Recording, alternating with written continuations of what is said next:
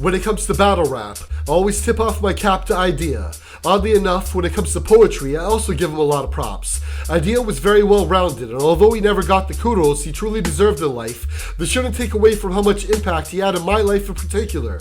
I always appreciate that he was willing to convey himself as a friend to me through his music, and I really miss him. I hope that line about selling his soul to the devil didn't determine where he went to in the afterlife. He left a lot of people behind, including the rhyme sayers and atmosphere clicks. I'm sure all of the lives he touched made a difference, and KRS-One must have also felt like we lost a true icon in our sport.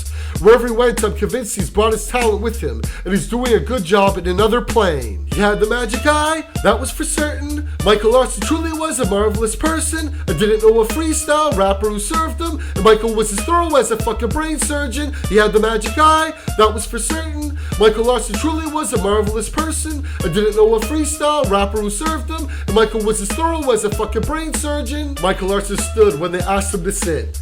No one wants to hear a fucking white boy spit. He won the blaze battle when he picked up the stick and whacked the other rappers till their bodies were stiff. I really like his song, Even Shadows Have Shadows. An Eyedea really made me happy to battle. He fucked with MCs like chewing tobacco, but often hit the lab like he was wearing a lab coat. Slug was his friend and brother Ali, and everyone agreed that Eyedea could free. He spit his freestyles like a cat in a tree, and it was easy as pie like he's taking a pee. He had the magic eye when he gave it a try, and Bottled Dreams sounded like a precious lullaby.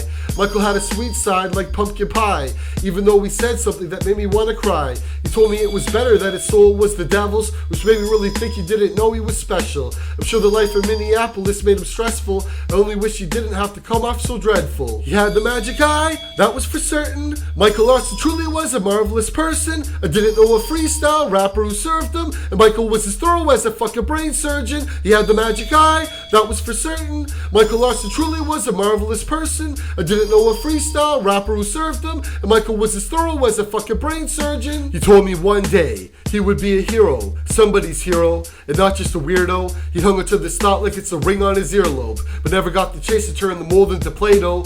Michael wasn't well known, he was underground. Even though he made a storm like a thundercloud, he always spit a rhyme whenever he would come around, even though a lot of people saw him as a funny clown. But he was a sad clown, similar to Slug, the guy who finds it difficult to dance inside the club.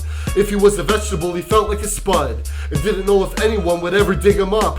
He had his rhyme sayers who were like world changers, which meant that it would take a lot to make them big players. I'm sure the loud music often pissed off his neighbors, but Michael Larsen should have known he's somebody greater. He needed recognition, I guess we all want it, but Eyedea really should have absolutely got it. And basically I mean he should have been a bigger topic, cause Michael Larsen basically was quite the busybody. He had the magic eye, that was for certain. Michael Larsen truly was a marvelous person. I didn't know a freestyle rapper who served him, and Michael was as thorough as a fucking brain surgeon. He had the magic eye, that was for certain. Michael Larsen truly was a marvelous person. I didn't know a freestyle rapper who served him, and Michael was as thorough as a fucking brain surgeon. Michael passed away from a drug overdose. This opioid crisis is out of control. I really hope that Eyedea died with a soul, but even if he didn't, I would hope he got home.